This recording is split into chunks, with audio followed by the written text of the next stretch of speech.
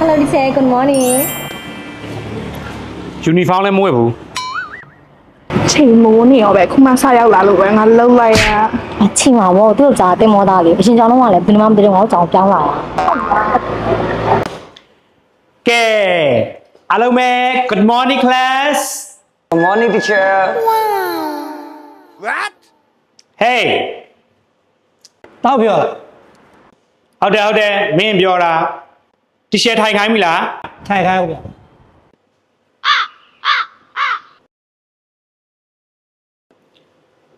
ကဲ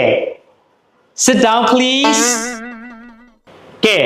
အဲ့ဒါဆိုလို့ရှိရင် let me introduce myself တီရှယ်ကိုတီရှယ်အရင်မိတ်ဆက်ပေးမယ်ဟုတ်ပြီနော် my name is တန်တာရင်ကြီးဟုတ်က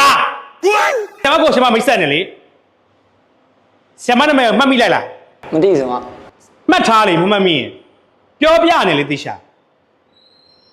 တီရှယ်နာမည်ကတန်တာရင်ကြီးเนาะတီရှယ်ကိုစကားလုံးကြီးကနာမည်ရက်အရင်ရှိနေဆိုရင်တီရှယ်ရင်ကြီးလို့ခေါ်လို့ရတယ်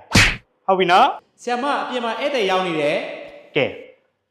ဧည့်သည်လာပြန်ပြီတဲ့တစ်ချက်သွားလာအောင်မယ်စကားလေးတစ်ချက်ပြောမယ်မကြောက်ဘူးခဏပဲเนาะပြန်လာခဲ့မယ်เนาะဟဲအမလေးဧည့်သည်ဆိုလို့ဘယ်သူများလဲမှတ်တယ်မတ်ဒီစီဘယ်တွေသွားပြီးဘယ်တွေကနေပြန်လာလဲပြောစမ်းမအောင်အခုဘာကိစ္စတုန်းဒီမော်ဒယ်မြန်အောင်လာတာအမလေးဘယ်ပြောက်ရမှာလဲယောက်ျားနဲ့အော်စီမှာသွားပြီးတော့နန့်နေတာမလေးယောက်ျားနဲ့အော်စီသွားတယ်တငယ်ချင်းကိုမေ့တာမလားကဲပြောအခုလာရင်ကိစ္စဘာတော့ဟဲ့ဘာကိစ္စရှိရမှာလဲ Victoria Academy Global ကလေမော်လမြိုင်မှာတန်းခွဲသိဖို့မှာဆိုအဲ့ဒါဟဲ့တစ်ချက်လာစုံစမ်းတာ Facebook မှာတွေ့လို့ဟဲ့ဟုတ်တယ်လေအခု29ရက်နေ့8လပိုင်း2026ရောက်လို့ရှိရင် Victoria Academy Global မော်လမြိုင်မှာလေတန်းခွဲသစ်တွေဖွင့်တော့မှာဘာတန်းခွဲတွေဆိုတော့ငါပြောပြမယ်ဗါလဲနေ့သမီးကိုထားမှုမလားအမလီတန်းခွဲတွေမှာ share တွေငါပြောပြမယ်